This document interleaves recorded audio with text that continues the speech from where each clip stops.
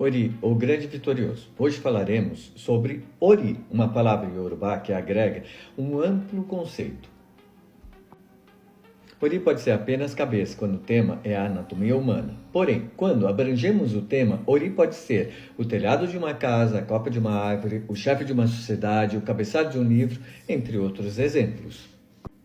Metafisicamente, Ori pode ter ainda valores abstratos e espirituais que estão sobre o ser humano. Nesse tema, tudo que se posiciona acima da pessoa é Ori, como ancestralidade, o espírito, amigos espirituais, protetores, entre outros.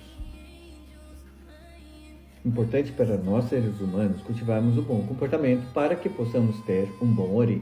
Importante cultivarmos bons pensamentos para que tenhamos um bom Ori. Assim a sorte acompanha quem tem um bom Ori. Por isso, a grande necessidade do ser humano é alimentar o Ori para fortificá-lo.